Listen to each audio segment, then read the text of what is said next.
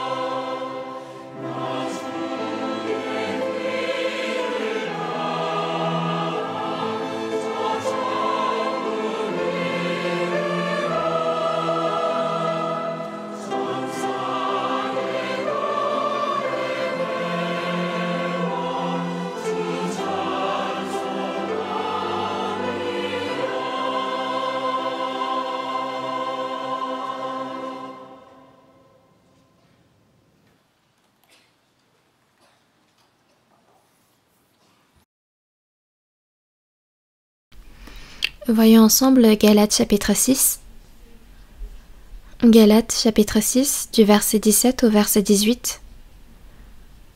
Galates chapitre 6 versets 17 et 18. Puisque c'est court, on va lire ensemble. Que personne désormais ne me fasse de la peine, car je porte sur mon corps les marques de Jésus. Frères, que la grâce de notre Seigneur Jésus-Christ soit avec votre esprit. Amen.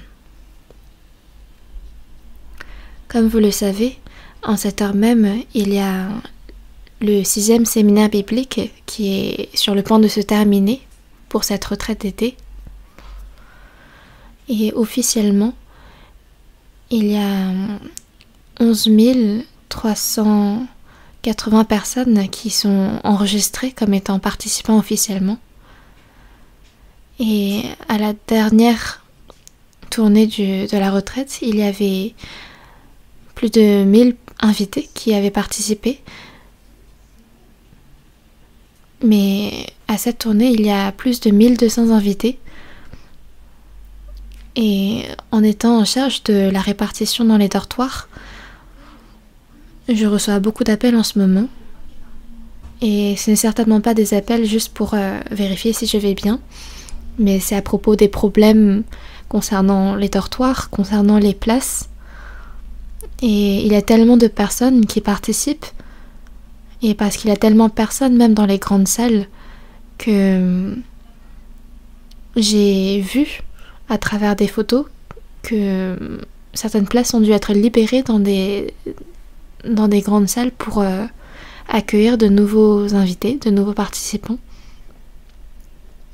Et même dans les salles de l'école de l'église, toutes les salles commencent à être de plus en plus remplies.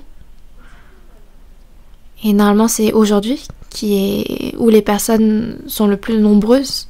Mais même hier, j'ai vu que toutes les salles étaient remplies. Et je sens que beaucoup de personnes font des grands efforts pour amener les invités, amener les âmes à écouter l'évangile aujourd'hui. Et à écouter la 7e tournée de la retraite d'été. Et je me dis que ça va être d'autant plus difficile, cette 7e séminaire biblique. Mais comme il y a tellement de personnes, ce sera difficile d'accueillir plus de personnes dans les dortoirs, donc j'espère que vous vous débrouillerez là-dessus. Mais comme il y a tant de difficultés, je sais aussi qu'il y a tant d'efforts que vous fournissez. Donc il y a énormément de personnes qui sont présentes à cette retraite d'été, et je pense que le pasteur Iohan a fini de prêcher l'évangile en cette heure même. Donc il y aura des entretiens finaux encore, et ensuite le baptême. Donc merci de prier ardemment pour que tout se déroule bien jusqu'à la fin, et pour que le 7e séminaire biblique de cette retraite puisse bien se dérouler de même. Aujourd'hui, la parole dont on va étudier va être sur les traces de Jésus. Et quand on regarde le verset 17, « Que personne désormais ne me fasse de la peine, car je porte sur mon corps les marques de Jésus. » Et en ayant la retraite d'été dans notre cœur, nous avons beaucoup prêché sur comment faire pour amener beaucoup d'invités à la retraite, comment faire pour bien évangéliser. Ça a été beaucoup de sermons sur ces thèmes, mais là, la retraite est sur le point de se terminer, et donc nous allons nous pencher sur comment nous devons vivre à présent, nous qui avons reçu le salut. Et c'est pourquoi, avec le thème « Les traces de Jésus », nous allons voir comment, en tant que personnes sauvées, nous devons vivre sur cette terre. Qu'est-ce que les traces de Jésus ? Les traces, ça vient du mot hébreu, stigmate. Et il n'y a pas besoin de de connaître l'anglais pour comprendre, mais stigmate, ça signifie le fer à marquer, le fer qui est chauffé pour sceller quelque chose. Et il y a dans notre pays un drama qui est sorti et qui s'appelle Chono. Et c'était... Donc il y avait dans cette histoire, pour empêcher les esclaves de fuir, on utilisait un seau en fer, donc un fer qui était chauffé pour laisser un signe sur le corps des esclaves. Donc on a posé le seau sur leur corps. C'était une pratique inhumaine, mais elle existait bel et bien. Et c'est un tel traitement contre les esclaves. Ce fer à marquer existait également pour les animaux, pour les bêtes, où on marquait les animaux d'un sceau qui permettait de reconnaître quels étaient les animaux qui nous appartenaient. Mais on parle ici des traces qui ne sont pas laissées sur les animaux mais sur les hommes. Un fer à marquer, comme on vient de le mentionner, permet de reconnaître les esclaves qui appartenaient aux différents maîtres. C'était donc des traces qui étaient laissées sur les corps des esclaves. Et ici, c'est l'apôtre Paul qui dit dans le verset 17 que personne désormais ne me fasse de la peine, car je porte sur mon corps les marques de Jésus. Il est en train de dire qu'il porte en lui, sur son propre corps, les marques, les traces de Jésus. Et qu'est-ce que cela signifie ? Bien sûr, il peut y avoir plusieurs symboles qui désignent les différentes traces qu'il a portées physiquement et qui représentent sa foi, que ce soit par exemple quand il a été frappé de verge, quand il a été frappé par des pierres lapidées. Ça peut bien désigner ces choses, mais en ayant marché avec Jésus, en ayant marché avec Dieu depuis son salut, ces traces, ces histoires où il a été avec Jésus, à travers ses souffrances, à travers ses persécutions, ses difficultés, ces histoires où il a été avec Jésus, ces histoires qu'il porte sur son propre cœur, ça peut très bien se manifester par des traces physiques sur son corps. Et donc on pourrait penser que on parle de ces traces-là quand il dit qu'il porte sur son corps les marques de Jésus. L'apôtre Paul portait bel et bien les traces de Jésus et il le déclarait haut et fort. Mais s'il a eu le courage de dire ces choses-là, qu'est-ce que cela signifie ? C'est que il est fier de porter toutes ces histoires, toutes ces traces de Jésus sur son corps. Et il y a dans la Bible un personnage que nous pouvons envier pour avoir été avec Jésus et pouvoir avoir porté les traces de Jésus. Et c'était quand Jésus a été crucifié sur la croix, quelqu'un qui était à côté de lui. C'était ce criminel, ce brigand qui a été crucifié aux côtés de Jésus et qui a réussi à entrer au royaume des cieux au dernier moment de sa vie. Il avait eu le jackpot. Et moi aussi, à un moment de ma vie, il y avait ce moment où j'ai envié ce brigand. Pourquoi ? Parce que toute ma vie, j'ai envie de vivre comme bon me semble. J'ai envie d'aller où je veux, de faire ce que je veux et de choisir tout ce que je veux faire. De pécher comme bon me semble et à la toute fin de ma vie, pouvoir recevoir le salut et aller au paradis. Mais est-ce qu'il y a des personnes parmi vous qui sont comme j'étais ? Je suppose qu'il y en a. Et il peut y avoir même des personnes qui s'imaginent ce scénario et qui vivent comme selon ce scénario, Mais ceux qui font de la sorte, vous vous trompez. On va tous au paradis et là, on retrouve ce brigand et on lui demandera « Est-ce que c'était bien pour vous ?» Et je suis sûre qu'il répondra « C'était tellement dommage, je le regrette beaucoup. » Parce que il n'y a rien de meilleur que de pouvoir entrer au paradis. Mais je n'ai aucune histoire que je porte en moi où j'ai pu marcher avec Jésus, où j'ai pu marcher avec le Seigneur et le servir dans ma vie. Je suis incroyablement reconnaissant et il n'y a rien de comparable au salut que j'ai pu recevoir avant ma mort. Mais comparé aux autres saints, je n'aurai pas de récompense. Est-ce que vous pouvez applaudir sans aucun regret quand d'autres personnes reçoivent des prix sans vous? Il y a les Jeux Olympiques qui sont en train de se dérouler en ce moment. Et quand les athlètes reçoivent des médailles d'or, d'argent, de bronze, mais que vous êtes un athlète, mais que vous n'avez pas reçu de prix, que vous êtes là juste en train d'applaudir et regarder les autres recevoir leur propre récompense, ça ne doit pas être le bonheur, n'est-ce pas? Si vous avez participé au jeu, même si ce n'est pas la médaille d'or que vous recevez, la personne qui monte sur le podium est un gagnant tout de même. Ne devrions-nous pas être ce genre de personne? Est-ce que ce n'est pas également ce que le Seigneur veut de nous? Quand Jésus est mort sur la croix, ce brigand qui a reçu le salut,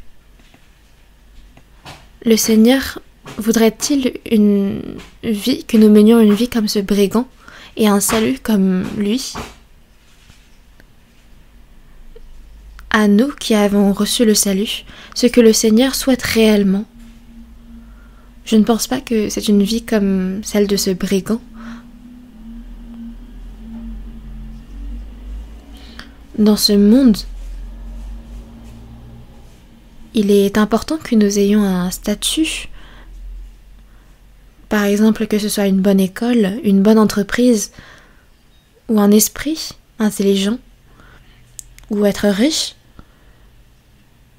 C'est la société qui considère ces choses comme importantes. Et dans le monde, il y a également un dicton qui dit « Un monde où on est premier. Si on n'est pas premier, ne sommes-nous tout de même pas humains ?» Et c'est une vérité, c'est un fait que le statut est important, mais il y a une chose encore plus importante. L'histoire d'une vie est différente pour chacun. Il n'y a personne dont l'histoire est identique à celle d'une autre. Il peut y avoir plusieurs modèles identiques de matériel artistique, mais les œuvres d'art sont différentes l'une de l'autre.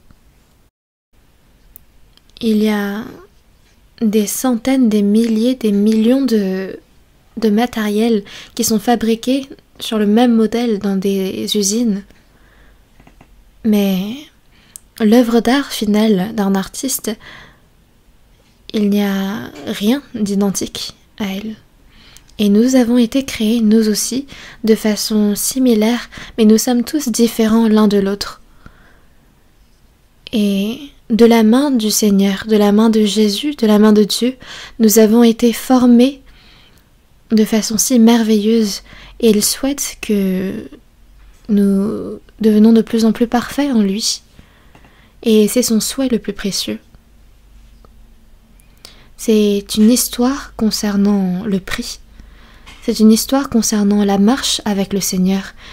Le salut, nous le recevons par la grâce, quand nous avons rien fait, quand nous n'étions rien.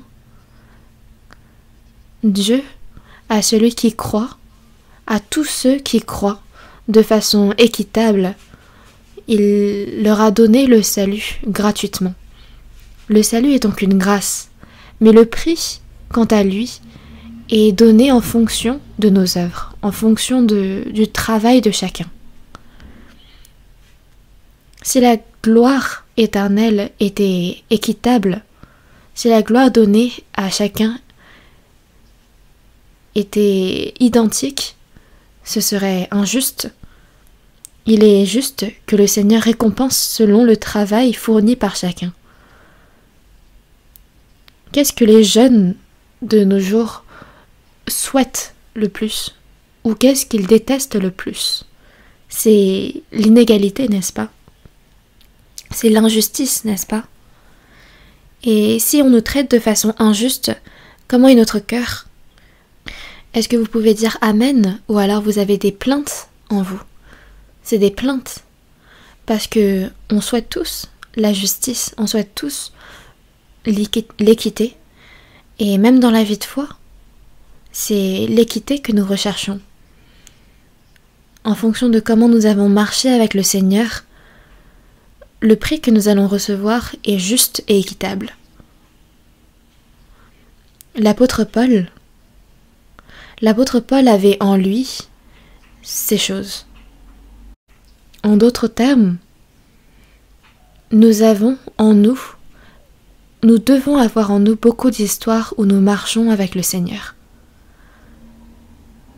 Par exemple, à l'entreprise, dans notre lieu de travail, est-ce que c'est dur ou facile de vivre en tant que chrétien? Je vais vous poser une autre question.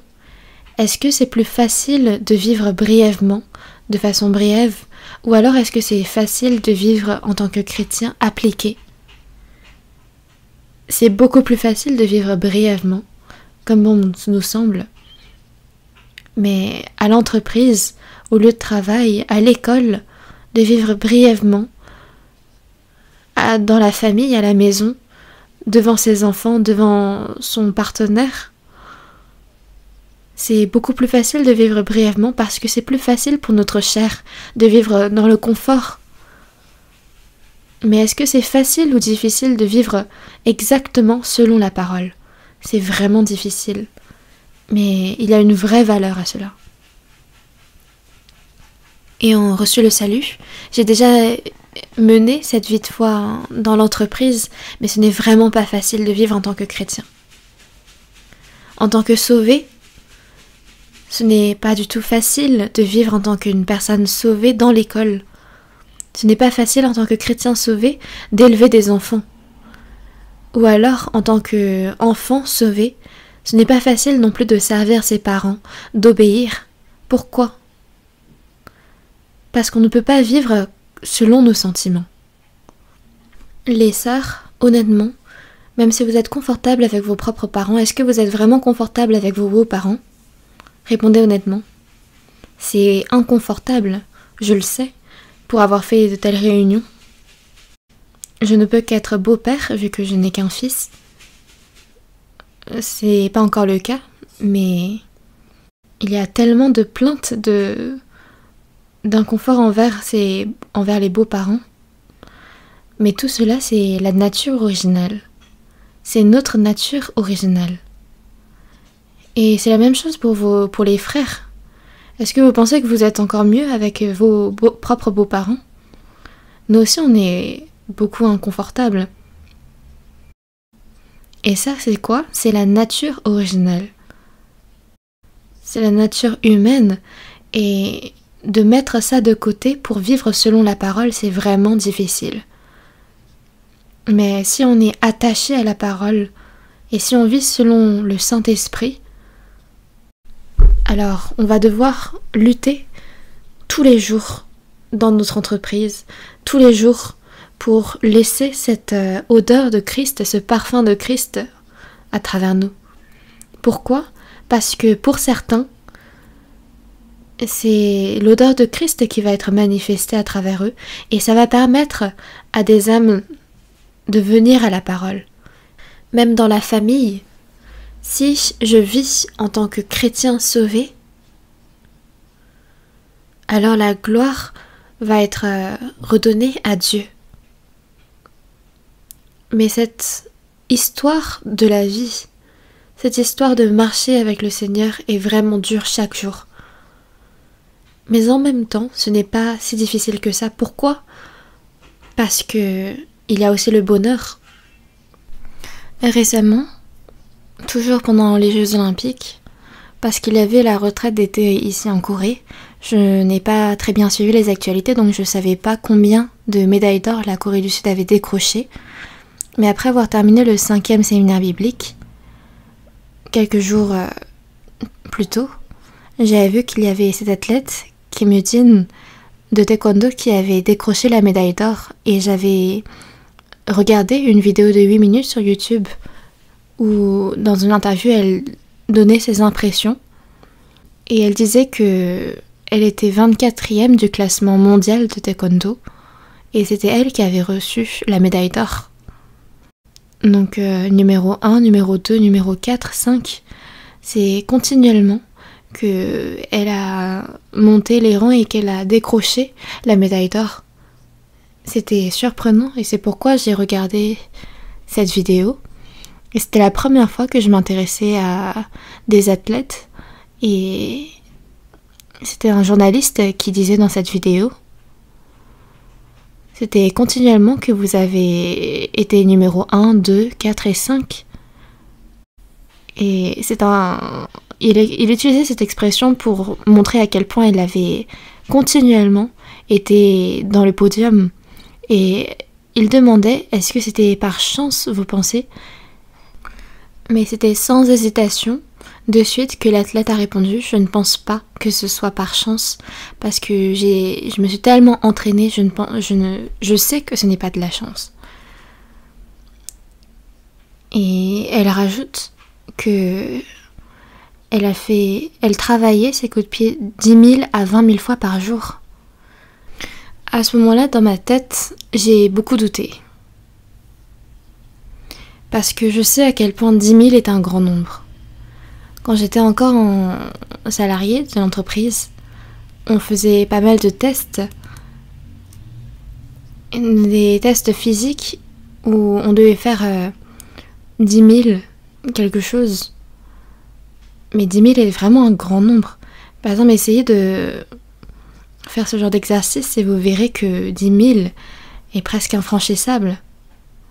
Mais ce que disait cet athlète, c'était que quand la journée se finissait et qu'elle s'endormait, c'était presque au point d'espérer que elle se réveillerait pas le jour prochain parce que l'entraînement était tellement dur, difficile. Mais elle disait aussi que en cet instant même, toutes ses souffrances avaient disparu parce qu'elle était tellement contente d'avoir reçu la médaille d'or. Et on pouvait voir à quel point elle le méritait vraiment. Et nous aussi, nous menons une vie de fois tellement difficile. Mais quand on va revoir le Seigneur, est-ce qu'on va se souvenir réellement de ses souffrances? Ou alors est-ce qu'on va se souvenir du bonheur qu'on a éprouvé à la vue du Seigneur? On ne va plus du tout se souvenir de ces souffrances qu'on a vécues. Est-ce que l'athlète sur le podium va se souvenir de toutes ces souffrances qu'elle aura endurées? Non. Une personne qui aura été à l'université de Séoul, est-ce qu'elle va se souvenir de toutes les souffrances qu'elle aura vécues durant ses études? Ou alors une personne, que ce soit un médecin ou alors un docteur, est-ce qu'ils vont se souvenir de toutes les études, de toutes les difficultés qu'ils auront rencontrées? Non.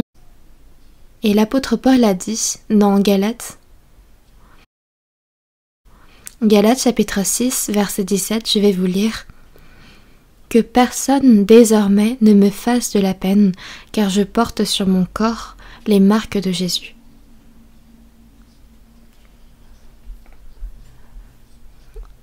Qu'est-ce que cela signifie que l'apôtre Paul porte sur son corps les marques de Jésus?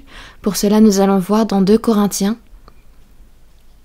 Dans 2 Corinthiens, chapitre 11, on va voir à partir du verset 23. Non, à partir du verset 22, je vais vous lire. Corinthiens, chapitre 11, verset 22. Sont-ils hébreux? Moi aussi. Sont-ils israélites? Moi aussi. Sont-ils de la postérité d'Abraham? Moi aussi. Sont-ils ministres de Christ? Je parle en homme qui extravague. Je le suis plus encore. Par les travaux, bien plus. Par les coups, bien plus. Par les emprisonnements, bien plus. souvent en danger de mort. 5 fois, j'ai reçu des Juifs 40 coups moins 1. 3 fois, j'ai été battu de verge. 1 fois, j'ai été lapidé. 3 fois, j'ai fait naufrage. J'ai passé 1 jour et 1 nuit dans l'abîme. Fréquemment en voyage, j'ai été en péril sur les fleuves, en péril de la part des brigands, en péril de la part de ceux de ma nation, en péril de la part des païens, en péril dans les villes, en péril dans les déserts, en péril sur la mer, en péril parmi les faux frères. J'ai été dans le travail et dans la peine, exposé à de nombreuses veilles, à la faim, à la soif, à des jeûnes multipliés, au froid et à la nudité. Lisons ensemble le verset 28. Et sans parler d'autre chose, je suis assiégé chaque jour par les soucis que me donnent toutes les églises. L'apôtre Paul a montré, il raconte précisément comment il a servi le Seigneur Jésus.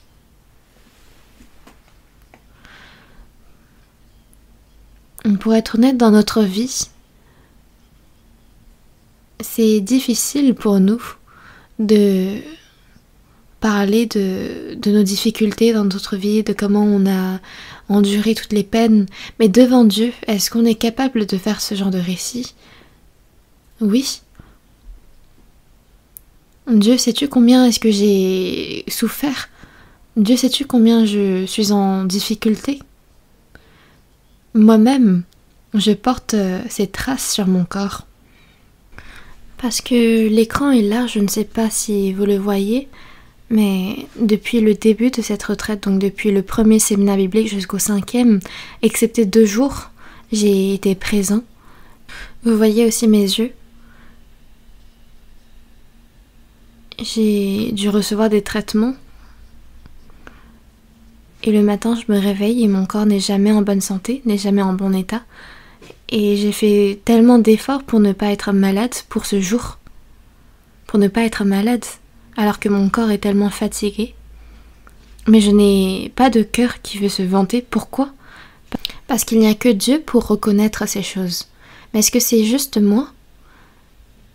Pendant toutes ces semaines, il y a beaucoup de personnes qui sont tombées malades, beaucoup de personnes qui ont attrapé le Covid, qui ont la fièvre.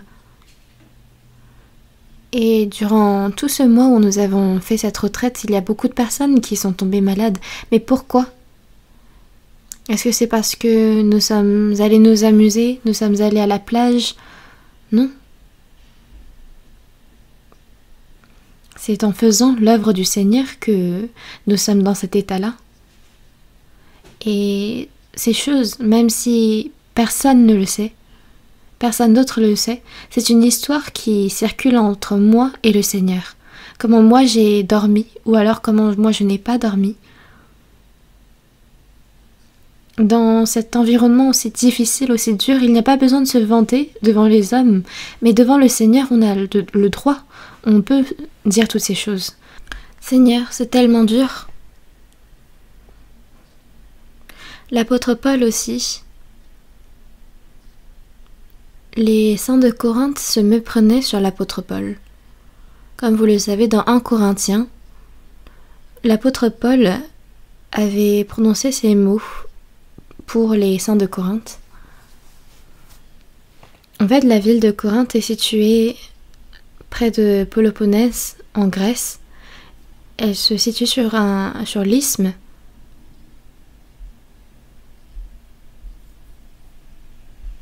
Et ça ressemble à ça. Donc il se situe sur l'isthme et au milieu de la mer Ionienne et de la mer d'Égée. Donc c'est une ville très très riche.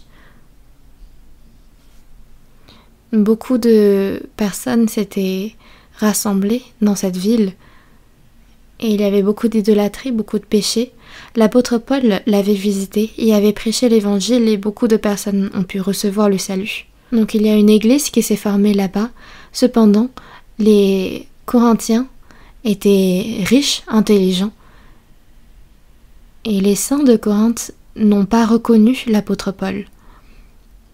Au lieu d'être reconnaissants envers lui et de le servir, ils ont dit derrière son dos que c'était quelqu'un qui les utiliser pour avoir de l'argent, pour bien vivre sa vie. Et l'église de Corinthe, on voit que elle fait naître des problèmes graves au sein de l'église, toutes sortes de problèmes que l'apôtre Paul a entendus, et il leur adresse cette lettre, et c'était le premier épître de Corinthiens. Les saints de Corinthe se sont donc repentis, et on voit donc la suite, la continuation de la lettre de l'apôtre Paul dans 2 Corinthiens. Et c'est dans ce livre que l'apôtre Paul montre à quel point, comment il a vécu sa vie pour le Seigneur.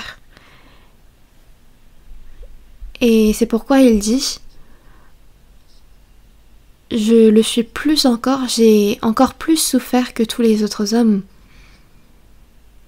Que ce soit par les travaux, par les coups, par les emprisonnements, bien plus. En danger de mort, battu de verges, lapidé, fait naufrage. En péril sur les fleuves de la part des brigands, de la part de ceux de ma nation. Donc c'est ça tous les jours. Et il dit, et sans parler d'autre chose, je suis assiégé chaque jour par les soucis que me donnent toutes les églises. Donc je prie chaque jour pour vous. Et c'est une confession faite dans le sang. Et même si les hommes peuvent ne pas comprendre toute la totalité de cette confession, le Seigneur, lui, sait. Nous avons beau verser notre sang, déverser tous nos efforts pour l'évangile. Est-ce qu'on est à la hauteur de l'apôtre Paul? On n'arriverait même pas à sa cheville. On ne peut même pas se comparer à lui. Mais, malgré tout, nous devons imiter l'apôtre Paul, nous devons marcher sur cette même voie. Mais l'apôtre Paul, quelle sorte de personne était-il avant? Son statut, du point de vue de ce monde, était vraiment élevé. C'était vraiment un homme remarquable dès sa naissance. Regardons ensemble dans Philippiens chapitre 3.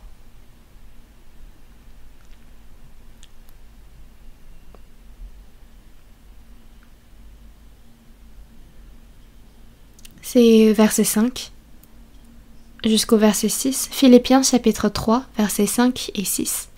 Moi, circoncis le 8e jour, de la race d'Israël, de la tribu de Benjamin, hébreu né d'hébreu, quant à la loi pharisien, quant au zèle persécuteur de l'Église, irréprochable à l'égard de la justice de la loi. Pour commencer, l'apôtre Paul était juif véritablement. Et pour les juifs, c'était ce sang de juif qui était véritablement important. Et il disait de lui qu'il était circoncis, qu'il est de la race d'Israël, de la tribu de Benjamin, hébreu né d'hébreu, quant à la loi pharisien. Et c'était un homme de zèle qui persécutait l'Église. Et il avait un autre statut spécial. C'était qu'il avait la citoyenneté de Rome dès sa naissance. Voyons ensemble dans Actes chapitre 22. Actes chapitre 22.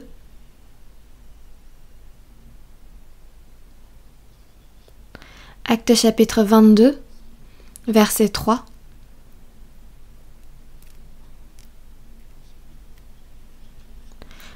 Actes chapitre 22, verset 3, je vais vous lire. Je suis juif, né à Tars en Cilicie, mais j'ai été élevé dans cette ville-ci, et instruit au pied de Gamaliel dans la connaissance exacte de la loi de nos pères, étant plein de zèle pour Dieu, comme vous l'êtes tous aujourd'hui.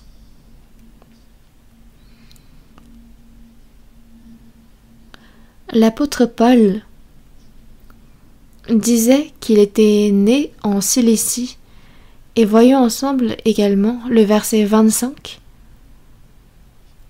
Verset 25. Lorsqu'on l'eut exposé au fouet, Paul dit au centenier qui était présent, « Vous est-il permis de battre de verge un citoyen romain qui n'est pas même condamné ?» À ces mots, le centenier alla vers le tribun pour l'avertir, disant « Que vas-tu faire? Cet homme est romain. » Et le tribun étant venu, dit à Paul « Dis-moi, es-tu romain? » « Oui, répondit-il. » Le tribun reprit « C'est avec beaucoup d'argent que j'ai acquis ce droit de citoyen. » Et lisons ensemble. « Et moi, dit Paul, je l'ai par ma naissance. » L'apôtre Paul était juif d'entre les juifs. Mais l'endroit où il est né, ce n'était pas à Israël, mais c'était à Tars en Cilicie. Et c'était à l'époque des Romains. Et c'était une des 3 plus grandes villes de Rome.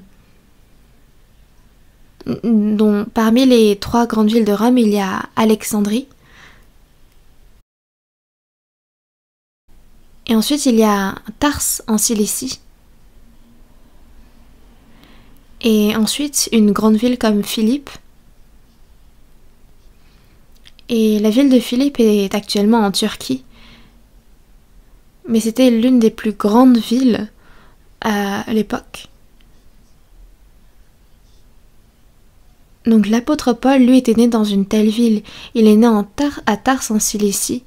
Il est né juif, mais il est né en ayant obtenu la citoyenneté de Rome. Et l'endroit où il a été élevé, c'est à Tars en Cilicie.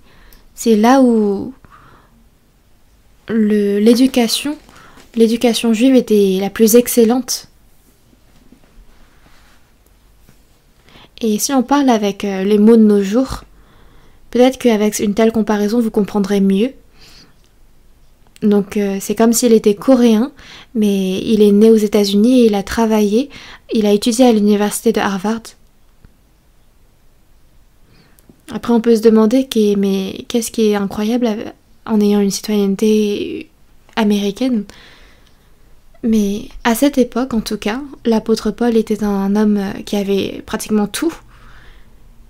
Il était né juif, avec une citoyenneté romaine, et il était au-devant de l'Église, au-devant de la loi.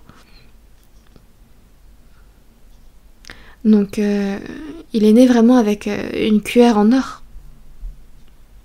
Alors que nous sommes des cuillères de terre. Mais j'imagine que parmi nous, il y a également des personnes qui sont nées riches, qui sont nées avec des parents riches. Mais malgré tout cela, l'apôtre Paul avait une chose, c'était que devant Dieu, il avait ce cœur pur, ce cœur droit. Qu'est-ce que l'apôtre Paul a dit finalement? C'est dans Actes chapitre 23, verset 1. Nous avons le livre des Actes devant nos yeux, donc lisons ensemble. Paul, les regards fixés sur le Sanhédrin, dit « Homme, frère, c'est en toute bonne conscience que je me suis conduit jusqu'à ce jour devant Dieu. »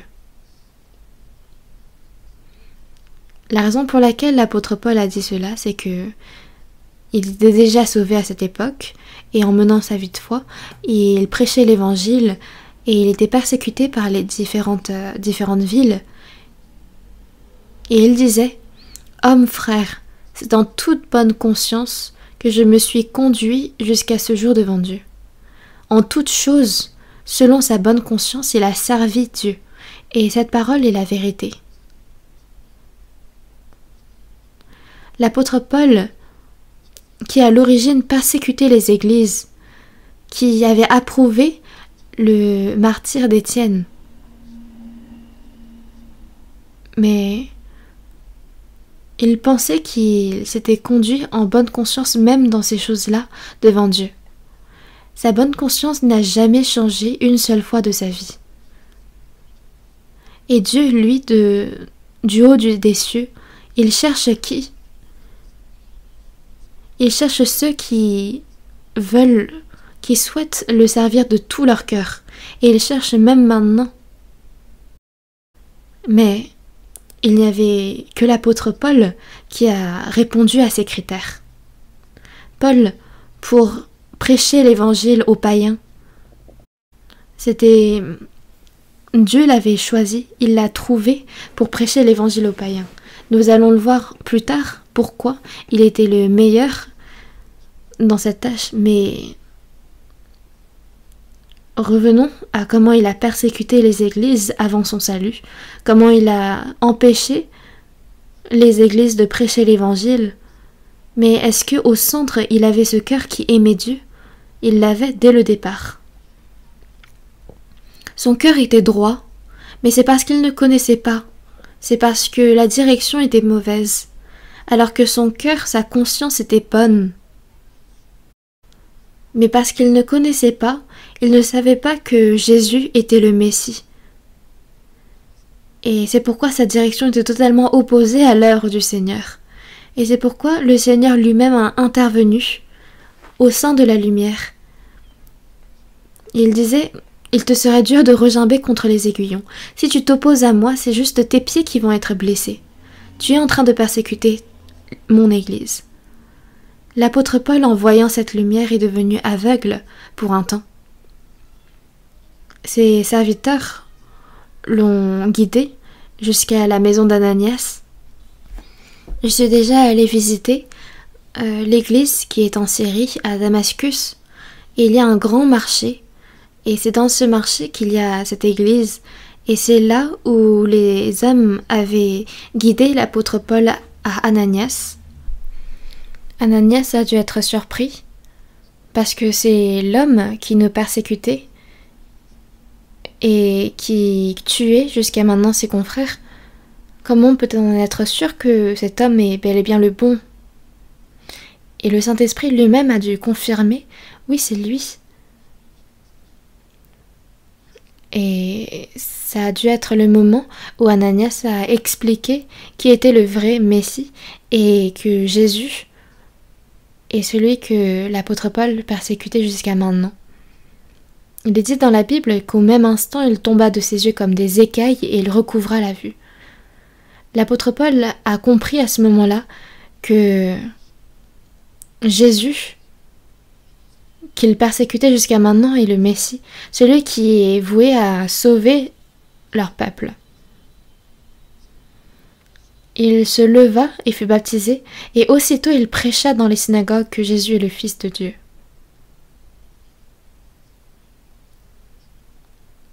Les Juifs et tous les autres veulent à présent tuer l'apôtre Paul.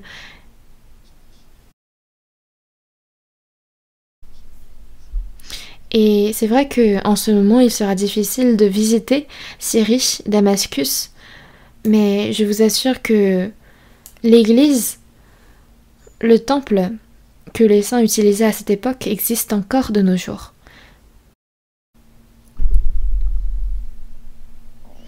Et l'apôtre Paul a utilisé les murailles de Damascus pour prendre la fuite, parce que les Juifs se concertèrent pour le tuer. Et le Seigneur a dit: va, car cet homme est un instrument que j'ai choisi pour porter mon nom devant les nations, devant les rois et devant les fils d'Israël. Devant les Romains, ce statut de Juifs, mais également de citoyens romains, était énorme. L'apôtre Paul, avec ce statut, était libre de se déplacer, d'aller où il voulait, de recevoir la protection de l'armée romaine. Personne ne pouvait le toucher.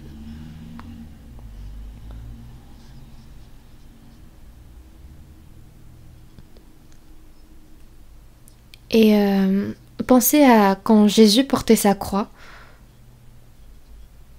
sur Golgotha, et il y avait un homme, Simon de Cyrène, qui revenait des champs, et où on lui a demandé, où on lui a ordonné de porter la croix de Jésus. Et ce Simon de Cyrène a obéi. Pourquoi?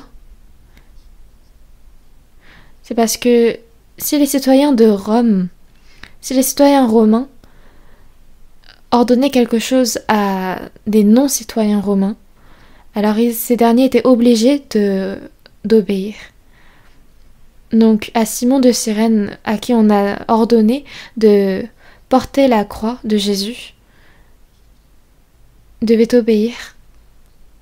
Donc quand l'apôtre Paul, étant persécuté, a déclaré sa citoyenneté romaine devant le centenier, devant le tribun, ces derniers avaient eu peur et l'ont protégé. Pourquoi? Parce que c'était un citoyen romain. Être citoyen romain, Ça représentait beaucoup de puissance. Et l'apôtre Paul était capable de parler en plusieurs langues et donc de communiquer librement. Par exemple, c'est comme si on était capable de parler coréen et anglais. J'avais appris l'anglais à l'école, mais c'est dur. On oublie facilement. Donc, par exemple, que ce soit de passer les commandes, de téléphoner pour de brèves missions, on peut parler avec de l'anglais simple. Par exemple, hello, how are you? Nice to meet you. I'm fine, thank you, and you. Et donc ces choses-là, c'est automatique, mais après, c'est un blanc. Et la conversation se termine. Mais l'apôtre Paul, ce qui est important, c'est qu'il n'avait pas ce genre de problème. Et à quel point c'est une grande bénédiction. En se déplaçant, il y avait beaucoup de villes romaines, beaucoup de peuples romains, et il était capable de communiquer, de prêcher la parole de façon libre. Et c'était vraiment un juif spécial, même parmi les juifs. Il avait énormément étudié également. Il avait une grande éducation. Et c'est à travers cet homme que Dieu l'a choisi pour être son instrument. Et parce que l'apôtre Paul avait ce cœur qui cherchait Dieu, ce cœur qui aimait Dieu et qui le servait, on va voir dans Actes chapitre 20, verset 24. Lisons ensemble. « Mais je ne fais pour moi-même aucun cas de ma vie, comme si elle m'était précieuse, pourvu que j'accomplisse ma course avec joie et le ministère que j'ai reçu du Seigneur Jésus, d'annoncer la bonne nouvelle de la grâce de Dieu. »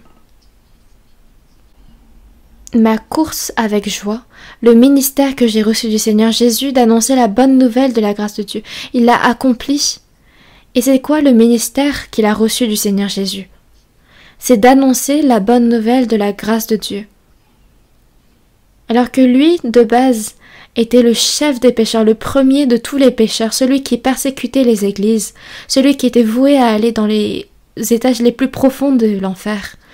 Il est devenu l'ouvrier, le ministre de l'Évangile. Et lui, qui se disait être le premier des pécheurs, il a dit avoir reçu le ministère du Seigneur Jésus, celui d'annoncer la bonne nouvelle de la grâce de Dieu. Et c'est pour ce ministère qu'il est allé dans toutes les nations. Et c'est avec quel cœur? Je ne fais pour moi-même aucun cas de ma vie comme si elle m'était précieuse. C'est qu'il n'a nullement épargné son corps de peur de la mort.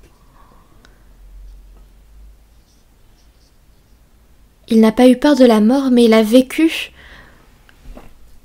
au maximum. Il a vraiment donné toute sa vie pour l'Évangile.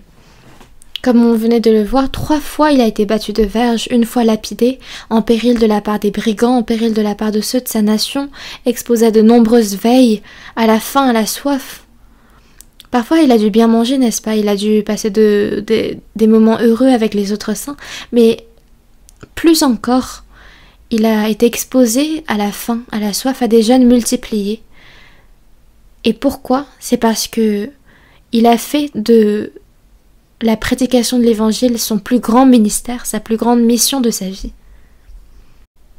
Et quand il rédigeait l'épître pour l'église de Corinthe, c'était ça ce dont il se souvenait le plus, de tous ces moments qu'il a passés en marchant avec le Seigneur, de ces moments heureux où il a passé ces moments avec les autres saints. Même vous, pour la retraite d'été, quand vous avez passé ces moments à communier avec les autres saints, n'étiez-vous pas heureux à ces moments-là? On était vraiment heureux. J'ai aussi beaucoup pris de poids. Des jours, je prenais des ailes de poulet, des jours, je prenais des jjajangmyeon. Mais en quelques jours, tout ce poids a été perdu. parce qu'il n'y a rien de plus heureux que ces moments-là. Qui peut donc prétendre à un bonheur plus grand que celui que nous avons quand nous communions avec les frères et sœurs, quand nous pleurons, quand nous rions ensemble? Il n'y a pas d'autre instant aussi heureux que celui-ci, à cette retraite d'été où l'évangile est prêché. Dans Philippiens, chapitre 3,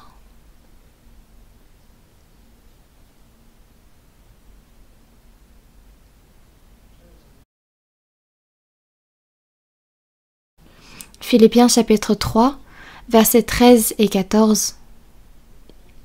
Lisons ensemble. Frères, je ne pense pas l'avoir saisi, mais je fais une chose. Oubliant ce qui est en arrière et me portant vers ce qui est en avant, je cours vers le but pour remporter le prix de la vocation céleste de Dieu en Jésus-Christ. Frères, mais à quel point ce nom de frère est précieux. Pendant une réunion, pendant une communion, j'avais utilisé cette expression parce que pendant la retraite, on rencontre plein de personnes. Donc on peut rencontrer des frères et sœurs que l'on n'a pas vus depuis longtemps. Et parfois on demande à côté ah frère, sœur, est-ce que cette personne c'est vraiment un diacre? Est-ce que cette personne c'est un frère, une sœur? Est-ce que cette personne a vraiment reçu le salut? Et du coup on me répond ah oui c'est un frère, c'est une sœur, c'est quelqu'un qui fait le service. Et à force, je venais à douter de la légèreté avec laquelle on utilisait ce titre de frère ou sœur. Parce qu'on a un statut dans l'église, que ce soit en tant que pasteur, en tant que diacre, en tant que président du groupe des pères, président du groupe des jeunes, président d'un groupe de quartier. Nous sommes tous frères et sœurs. Et à quel point ce titre est précieux. C'est le titre qu'on a obtenu par le sang précieux qui a été versé par Jésus-Christ. Et ça signifie que nous avons été assemblés pour être son Église et séparés du monde. Nulle part ailleurs dans ce monde on retrouverait un nom aussi précieux. Parfois il nous arrive de désigner des frères et sœurs seulement frères ou sœurs parce qu'ils n'ont pas d'autres statuts comme par exemple pasteur, comme par exemple diacre. Mais il faut se souvenir que ces titres frères et sœurs ne sont pas moindres, nullement. Ils sont tellement précieux. Et l'apôtre Paul disait « Frère, je ne pense pas l'avoir saisi, mais je fais une chose. Oubliant ce qui est en arrière et me portant vers ce qui est en avant, je cours vers le but. » Vers le but. C'est pour remporter le prix de la vocation céleste de Dieu en Jésus-Christ. L'apôtre Paul, pourquoi vit-il? C'est pour le prix. Le prix.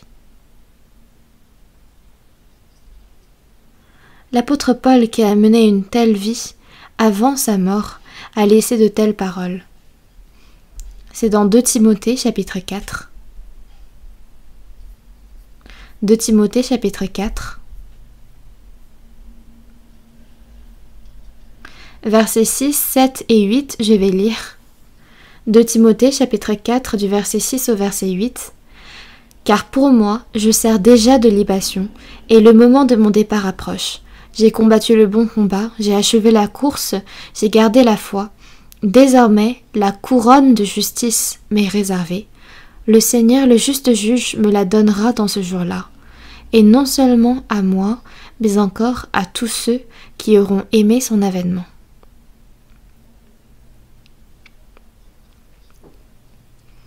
Car pour moi, je sers déjà de libation. Qu'est-ce que cela signifie? Le livre que l'apôtre Paul a écrit à la toute fin de sa vie, en dernier, c'était Timothée. C'était l'épître à Timothée. J'étais partie à Rome pour visiter la ville. J'ai bien évidemment vu le Colisée. J'ai vu l'arc de Constantin. Mais l'endroit, le monument que je voulais voir le plus, il y en avait 3. Le premier, c'était 70 ans avant Jésus-Christ. L'arc de Titus qui a été renversé, c'était ce monument que je voulais voir. C'est un peu à l'intérieur de la ville, et donc il n'y a pas beaucoup de touristes non plus, comparé aux autres monuments. Mais ce monument-là, je voulais absolument le voir. Ensuite, les catacombes. C'est là où, sous terre, les chrétiens vivaient, se cachaient pour regarder leur foi. Et ensuite, le troisième endroit, c'était l'endroit où l'apôtre Paul a été mis à mort.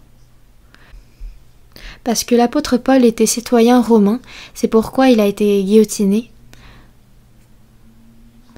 Parce que Jésus n'était pas de citoyenneté romaine. Parce que l'apôtre Pierre également n'était pas de citoyenneté romaine. Il n'y a eu seulement que l'apôtre Paul. Pierre est mort à l'envers sur la croix.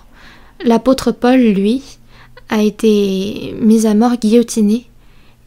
Et qu'est-ce qui est jailli de sa tête quand on le guillotine? C'est le sang. Et c'est ce sang qu'il a offert devant Dieu. Car pour moi, je sers déjà de libation. La libation ici, c'est le liquide que l'on verse. C'est le sang qui va jaillir de son corps quand il sera mis à mort. Il est en train de dire que le temps approche où sa chair va mourir. Et il caractérise le sang qu'il va verser de libation. Et il dit là, « J'ai combattu le bon combat, j'ai achevé la course, et j'ai gardé la foi. »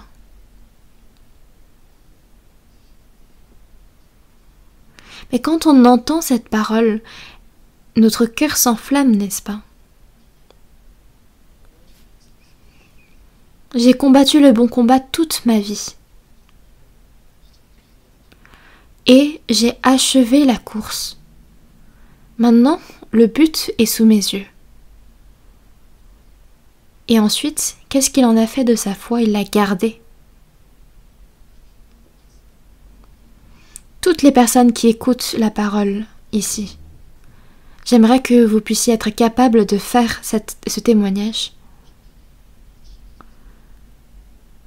Parce qu'il y avait la chair, parce qu'il y a eu des compromis avec le monde, parce qu'il y a eu des compromis vis-à-vis de l'argent.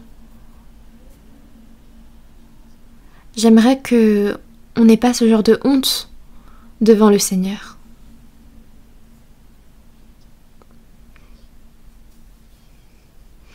Et à lui, il y a la couronne de justice qui lui est réservée. Et qu'est-ce que c'est que cette couronne de justice?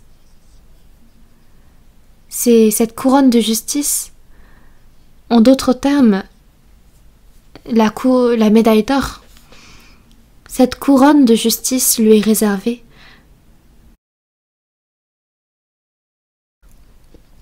C'est quand mon esprit va sortir de ma chair, quand le sang va jaillir de mon corps, quand je vais mourir, le Seigneur va me tendre cette couronne de justice.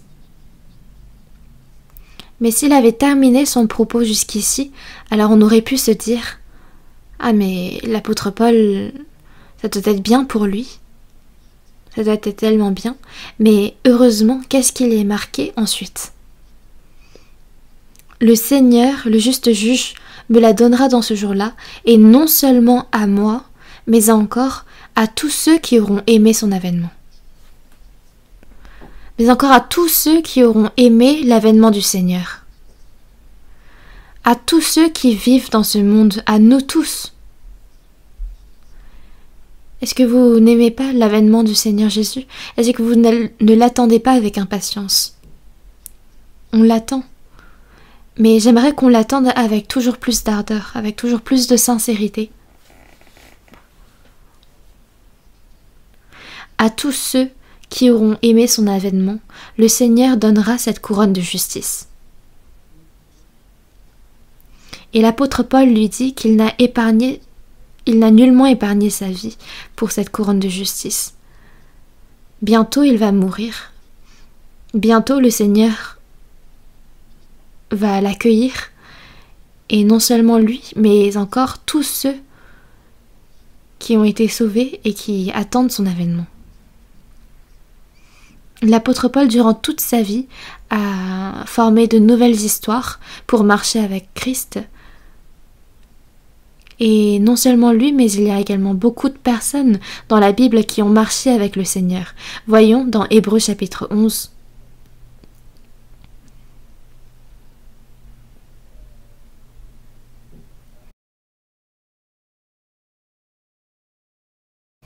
Hébreux chapitre 11, verset 5. Versets 5 et 6, lisons ensemble. C'est par la foi qu'Enoch fut enlevé pour qu'il ne vît point la mort, et qu'il ne parut plus, parce que Dieu l'avait enlevé. Car, avant son enlèvement, il avait reçu le témoignage qu'il était agréable à Dieu.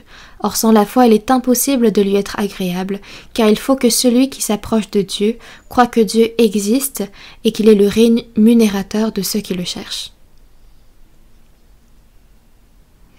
L'histoire d'Enoch est décrite dans Genèse chapitre 5, et on voit que par la foi, Enoch a reçu le témoignage qu'il était agréable à Dieu. Et dans la Bible, il est dit d'Enoch que son fils est Méthusélah. Méthusélah est né quand il avait 65 ans. Et je pense qu'avant sa naissance, Enoch a vécu juste tout simplement. Mais c'est après la naissance de son fils qu'il a marché 300 ans avec Dieu. Mais qu'est-ce que cela signifie qu'après la naissance de Méthusélah, il a marché 300 ans avec Dieu? Après, ce serait bien de se pencher davantage sur cette question, mais juste pour faire bref, il y a eu un grand changement dans la foi d'Enoch quand Méthusélah est né. Parce que le nom de Méthusélah signifie que quand il meurt, il y aura le jugement. Méthusélah a été l'homme qui a vécu le plus longtemps. Il est mort à 969 ans et c'était quand Noé avait 600 ans. Quand on regarde la Bible,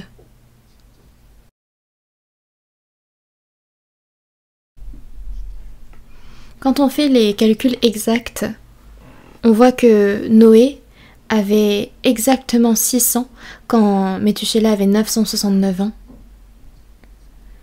Et on voit à quel point Dieu a été patient et qu'il a donné à Noé l'occasion d'évangéliser. Et Enoch, lui, savait que quand son fils Méthusélah allait mourir, il y aura le jugement de Dieu. Il y croyait. Et quelle est la preuve? C'est dans Jude. Jude, chapitre 1.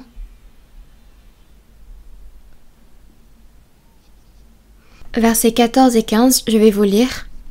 C'est aussi pour eux qu'Enoch, le 7e depuis Adam, a prophétisé en ces termes. Voici, le Seigneur est venu avec ses saintes myriades pour exercer un jugement contre tous et pour faire rendre compte à tous les impies parmi eux de tous les actes d'impiété qu'ils ont commis, de toutes les paroles injurieuses qu'ont proférées contre lui des pécheurs impies. Voici, le Seigneur est venu pour exercer un jugement contre tous, pour faire rendre compte à tous les impies parmi eux de tous les actes d'impiété qu'ils ont commis, de toutes les paroles injurieuses qu'ils ont proférées. Donc c'est pour exercer un jugement. Et c'était qui a fait ce témoignage? C'est Enoch qui en a fait la prophétie.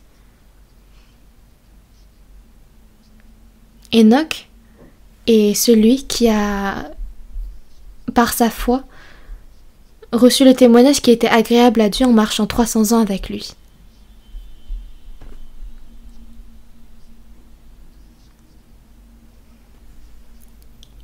Mais qu'est-ce qui l'a rendu agréable à Dieu? C'est le jugement. C'est parce qu'il y aura un jugement. le monde a bel et bien été jugé au temps de Noé, le monde entier par les eaux. Et est-ce que cette époque ne ressemble-t-elle pas trop à notre époque actuelle? Et quel est le jugement qui a été prophétisé pour nous, pour notre époque? C'est le jugement par le feu. Dans la Bible, il est dit que nous voyons ces choses arriver et nous y pensons. Mais après on peut se dire, cette parole on l'a écoutée il y a 10 ans, il y a 20 ans, il y a 30 ans, et toujours pas de signe. Personnellement, quand j'ai eu un fils, je me suis demandé si je devais vraiment l'envoyer à l'école. Et quelques années même avant, je me suis demandé si je devais vraiment me marier. Et après m'être mariée, je me suis dit, est-ce que on va vraiment avoir des enfants? Et quand on a vraiment eu un enfant, on s'est dit, est-ce qu'il va vraiment pouvoir aller en maternelle? Et il y avait plein de couples qui, au moment de notre mariage, avaient seulement un seul enfant. Mais après, ils m'ont tous trahi et ils ont eu des deuxièmes enfants.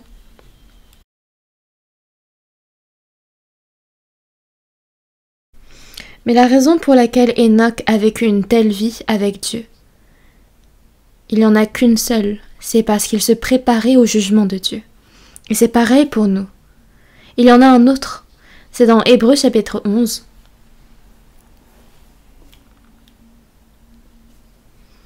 C'est un homme que nous connaissons très bien. Versets 24 à 26, je vais vous lire. Hébreux chapitre 11, versets 24 à 26. C'est par la foi que Moïse, devenu grand, refusa d'être appelé fils de la fille de Pharaon, aimant mieux être maltraité avec le peuple de Dieu que d'avoir pour un temps la jouissance du péché. Lisons ensemble le verset 26. Regardons l'opprobre de Christ comme une richesse plus grande que les trésors de l'Égypte, car il avait les yeux fixés sur la rémunération. Pour être honnête, est-ce qu'il y a un homme qui est plus chanceux que Moïse? Alors qu'il est né avec une cuillère de terre, même pas, c'était vraiment dans le sable qu'il est né, dans la boue, mais avec ce statut, il a été accueilli dans les bras de la fille de Pharaon. Il a été élevé en tant que prince, avec toutes sortes de puissances, de richesses, de gloire. Et si ce genre de chance vous étiez offert, comment vivriez-vous? Je pense que moi, j'aurais vécu tout simplement, parce que ce n'est pas rien. Sans même avoir à travailler, je peux vivre confortablement.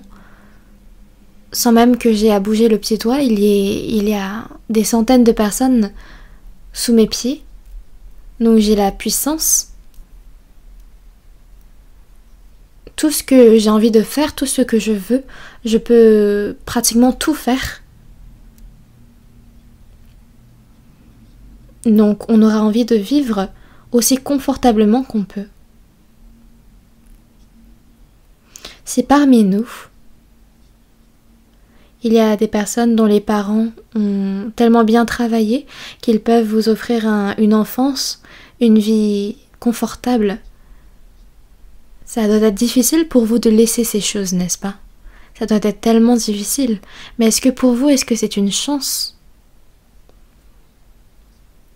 Si Moïse n'avait pas renoncé à cette chance, il n'aurait certainement pas été écrit dans la Bible. Mais lui, Moïse, savait qu'il était hébreu, que sa mère, Jochébed. En fait, il y a un cantique qui me serre le cœur quand je l'écoute, c'est la chanson de Jochébed. Les jeunes doivent le savoir vu qu'il est assez récent. Mais on y voit dans cette vidéo une scène où Jochébed place son bébé Moïse dans cette caisse de jonc et qu'elle l'envoie dans le fleuve.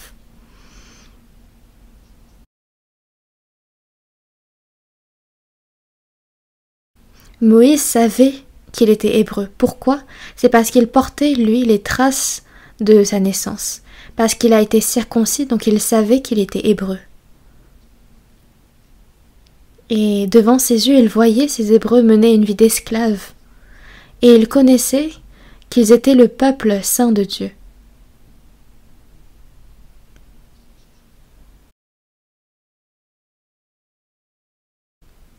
Moïse ne souhaitait pas du tout sortir et vivre pour un temps la jouissance du péché. Mais il a aimé mieux être maltraité avec le peuple de Dieu, en regardant l'opprobre de Christ comme une richesse plus grande que les trésors de l'Égypte. Et c'était vraiment la meilleure décision qu'il ait pu prendre. Pourquoi ? C'est parce qu'il est devenu Moïse qui a guidé le peuple d'Israël hors de l'Égypte, Moïse qui est entré dans le royaume des cieux, dans la gloire éternelle. Nous sommes nés en Corée du Sud, nous vivons sur une bonne terre, mais toutes ces choses ne nous ont pas été données pour rien. Voyons ensemble dans Genèse chapitre 24.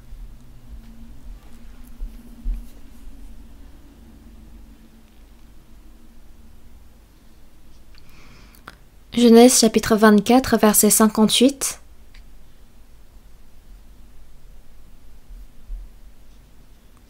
Je vais lire jusqu'au verset 60. Ils appelèrent donc Rebecca et lui dirent « Veux-tu aller avec cet homme ?» Elle répondit « J'irai. » Et ils laissèrent partir Rebecca, leur sœur et sa nourrice avec le serviteur d'Abraham et ses gens.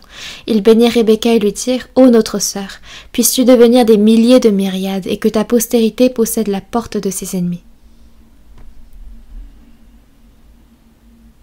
Pourquoi est-ce que c'est Rebecca ?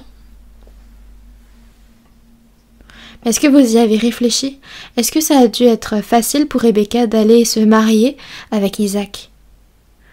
Charnellement, ça a dû être une décision tellement difficile parce qu'elle ne le connaissait pas, elle ne savait pas où elle allait. Mais parce qu'elle connaissait Dieu, elle a cru en Dieu et c'est pourquoi elle est partie.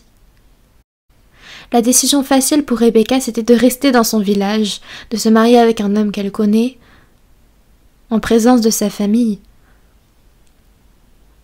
Mais quand on lui a demandé « Veux-tu aller ?» Elle a dit « J'irai ».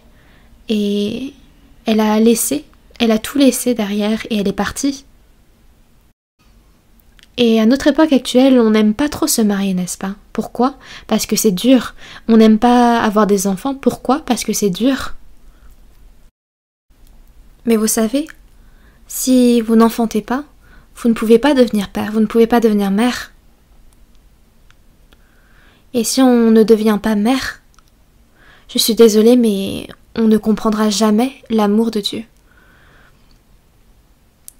C'est vraiment dur d'avoir des enfants, d'élever des enfants, de servir son mari, de servir sa famille. Ce n'est pas du tout facile. Mais est-ce qu'il n'y a vraiment que souffrance et peine ? Et juste pour ces choses, vous ne voulez pas connaître qui est Dieu ? Pourquoi est-ce que vous ne savez pas qu'il y a une tellement grande bénédiction qui vous attend ?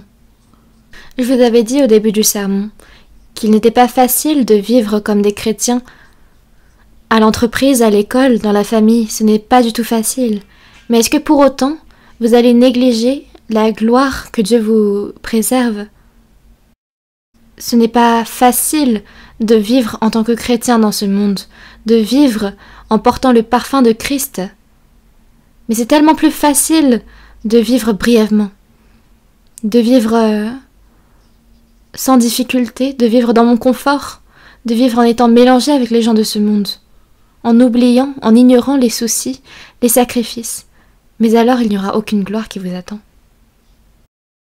Si on vit, je vous avais parlé des Jeux Olympiques, si on participe aux Jeux Olympiques, alors il y a besoin qu'on s'élève au niveau du podium.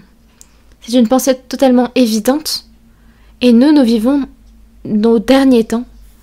Et nous vivons dans une ère si précieuse. C'est avec larmes que les frères et sœurs vivent en évangélisant une personne, la famille.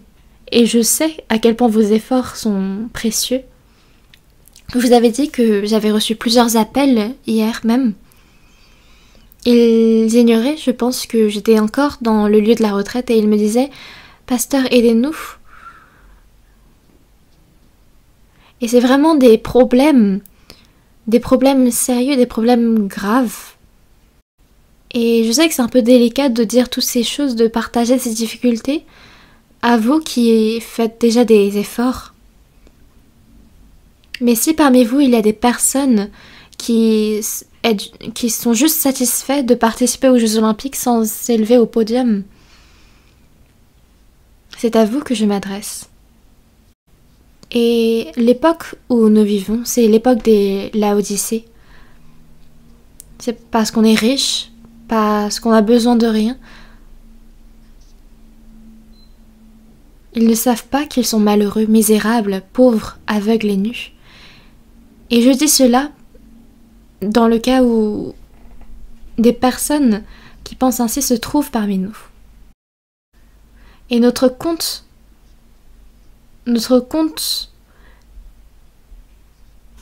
vous avez tous un compte bancaire, n'est-ce pas? Il y a des personnes qui ont un compte plein, d'autres vides. Mais nous, notre compte à nous est dans les cieux. Notre compte céleste. Il faut beaucoup épargner là-dessus.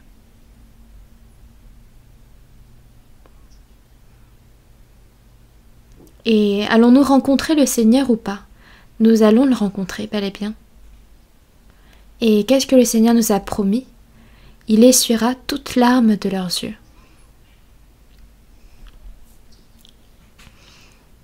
C'est bien, bon et fidèle serviteur.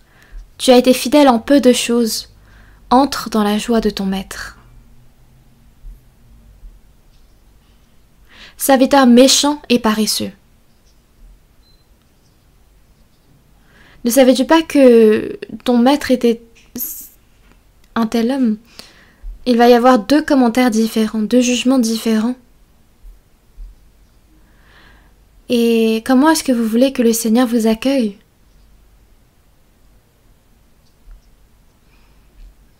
Moi, je voudrais être ce bon et fidèle serviteur. Entre dans la joie de ton maître.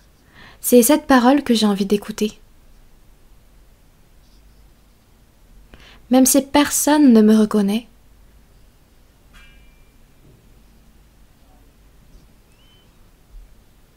il est dit que, dans tous les cas dans la Bible, il est dit que il est mieux que nos bonnes œuvres ne se fassent pas connaître des hommes, car tout cela va être amassé dans les cieux. Mais tous les moments, toutes les secondes où je prie Dieu, où je prie pour les autres, pour les âmes autour de moi, et quand je consacre tout ce temps, ces sacrifices pour le Seigneur, Dieu nous a promis qu'il calcule tous ces instants, tous ces sacrifices. Donc où est la véritable remise des prix? C'est dans les cieux. De recevoir une médaille d'or sur cette terre, c'est temporaire. Mais pour recevoir cette médaille d'or temporaire, il y a tellement de personnes qui versent des larmes, des sueurs et du sang pour ça. Mais nous, notre remise des prix est dans les cieux. Pour terminer, notre pays avait auparavant imposé plein d'entraînements obligatoires pour les athlètes. Et quand je voyais les journaux, tout le monde prédisait que les athlètes montreraient des résultats inférieurs que dans le passé. Mais étonnamment, on voit qu'il y a des résultats beaucoup plus surprenants. Et on peut voir que la génération jeune de nos jours fixe des objectifs pour eux-mêmes sans avoir à ce qu'on leur impose des choses. Mais ils s'entraînent en connaissant bien leur corps et en essayant de remplir leurs propres objectifs. Et c'est pourquoi, même si on a l'impression que la génération jeune est moins intelligente qu'avant, ce n'est pas du tout le cas. Et c'est pareil devant Dieu. Même maintenant, Dieu cherche ces générations ces personnes qui cherchent à le servir Et j'aimerais qu'il soit grand ou petit, on ait tous ce genre de cœur. Que le reste de notre vie, on la consacre pour le Seigneur. Et ceux qui cherchent à créer de nouvelles histoires où ils marchent avec le Seigneur. Afin que quand Dieu va chercher dans le cœur de chacun, il y trouve de bons cœurs. Il reste tellement de choses à faire dans ce monde. C'est pourquoi nous devons être des bons et fidèles serviteurs quand le Seigneur va revenir nous trouver. Prions ensemble. Dieu notre Père qui est saint, merci. En cette heure, tu es avec nous et tu nous as donné ta parole précieuse, merci. Nous sommes tellement imparfaits, nous manquons de plein de choses, et nous sommes beaucoup dans la difficulté charnelle. Mais aide-nous afin que, quand nous nous tiendrons devant toi, nous ne soyons pas honteux. Guide-nous davantage et aide-nous. Nous qui vivons dans ce dernier temps, pour que nous soyons agréables à tes yeux, pour que nous te rendions gloire, pour que nous nous réjouissions entre nous, et pour que nous puissions recevoir tes compliments à la fin. Et cette retraite d'été est en train de continuer. Après le déjeuner, il y aura les entretiens, le baptême et le sermon du soir. Sois avec nous et aide afin que les âmes puissent être guidées à ta parole et pour que ce 7e séminaire biblique qui nous attend puisse accueillir d'encore plus d'invités et pour que tu sois avec nous. Et nous avons prié au nom du Seigneur Jésus-Christ qui nous aime. Amen.